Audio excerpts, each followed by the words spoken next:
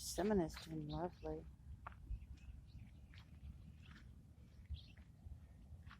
The mulberry is ready for me to do some trimming.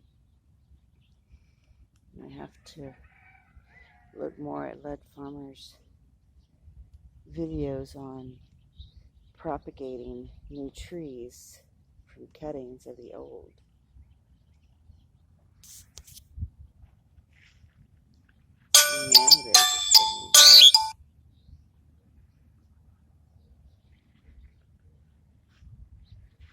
Still have damage from when we had the windstorms during the high heat, but we're getting new leaves on them as well. They did not mind that storm last night. Some of the grass is laid down flat, but some of it is just fine. This Nannyberry is getting back with nailed too. And the mulberry, I'm going to have to do some propagating on it, just like I do on this one's elderberry. I'm going to have to do some propagating from it, just like I need to do from the mulberry. And the driveway has these little rivulets all through it from our little river we had coming down the drive.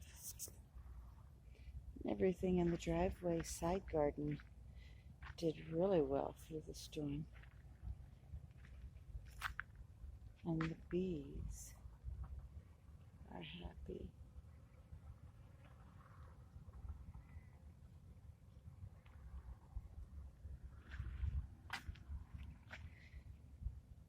The corn, I don't know what I'm going to do about the corn.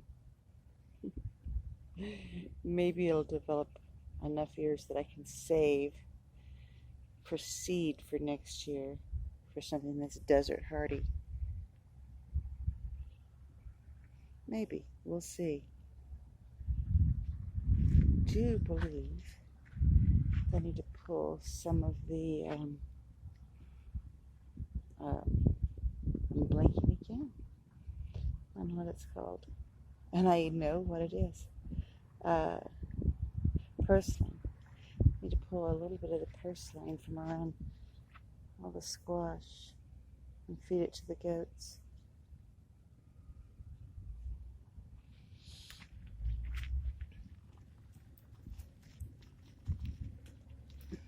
And it will make the goats happy. And it will probably make the squash happier. Especially since this one is going through the squash.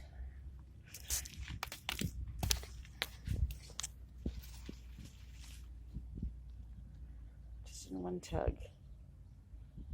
That much purslane.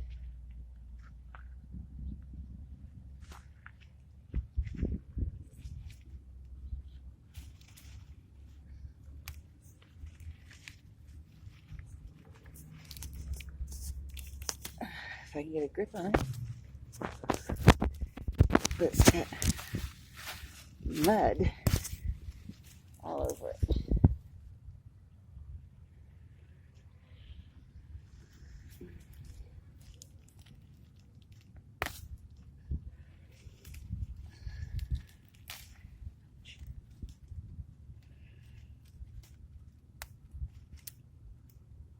Oh, there's some of that one with the stickers caught in here.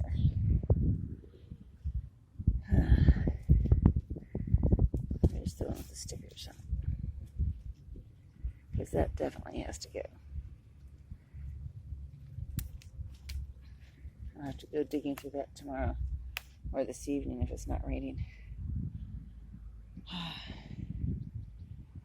But look at all the amaranth. And the bees are loving that. Let's see if I can get a shot of all the bees over here buzzing around the amaranth.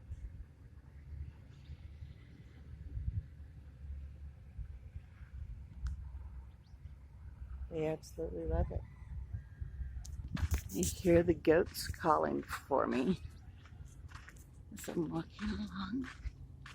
And the sky, the morning after the rain, is amazing.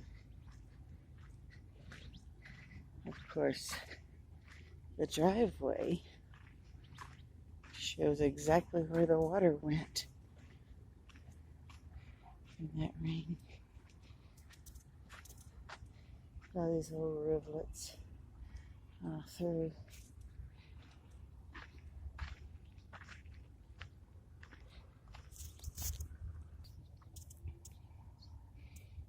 Everything in the garden fared well from the rain.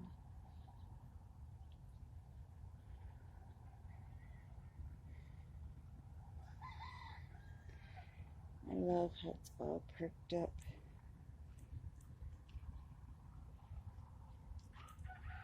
I do need to do more research on this particular squash.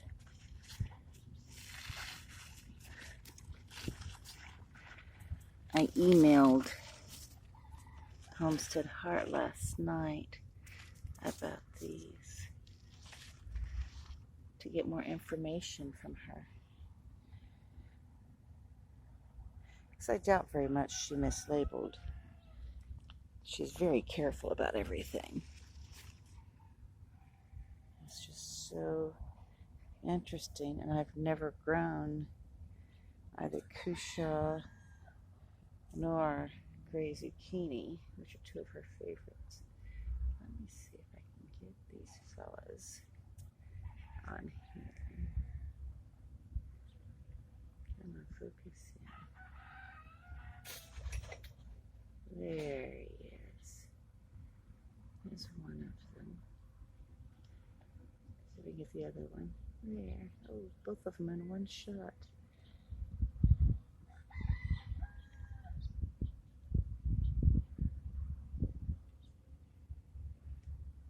That's another reason for not pulling the mustard so soon. This is the area where I sowed the seeds for the chia, but I don't know what else is coming up. Quite possibly more amaranth, because we've had amaranth everywhere this year. But some of this and a lot of that, the area that's got that square corner on it, and here and there and around the big thick patch there, it's all chia. I think a lot of the rest of this is amaranth, which is fine.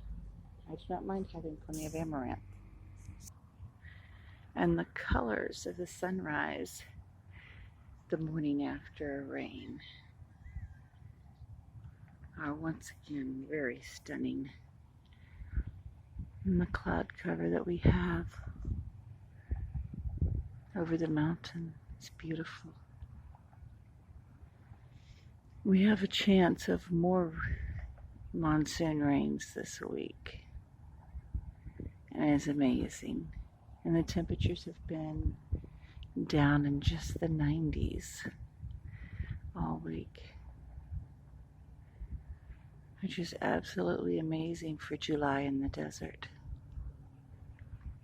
And I hope the month-long forecast that I've looked at is correct, because they're predicting that we're only going to be in the 90s in August. So we had our triple digits early this year, and then they're forecasting that it will be cooler. And my garden and I are not going to argue.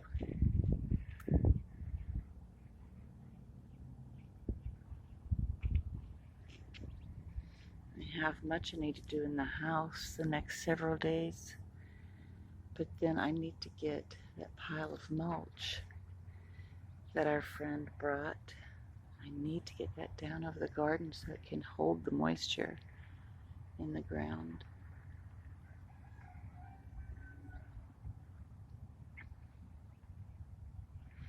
But for now,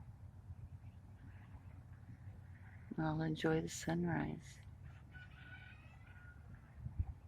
Enjoy the bird song and the sunrise with me, my friends.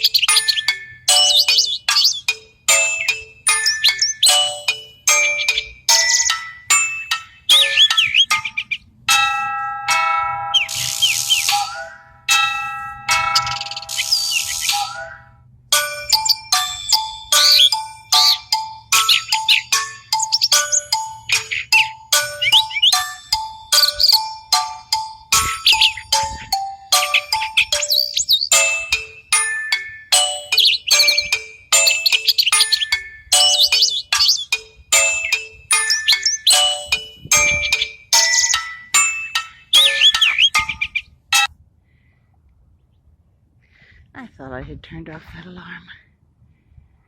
Oh, but look how beautiful the sky is. And we may not be able to see the sun. And there are many days in our lives where we cannot see the sun, where we cannot see the light, we cannot see the good. But we can see just enough evidence to know that it's there. There behind the clouds. Hence the old saying, every cloud has a silver lining. You can see the light from the sun around the edges of the cloud. And perhaps there where I did not realize it was such a thick bank of clouds, perhaps that's the promise of more rain. That would be a wonderful blessing today. But even without the rain, that beautiful sunrise is a wonderful blessing. A promise of good in our lives and blessings throughout the day. Be blessed, my friends.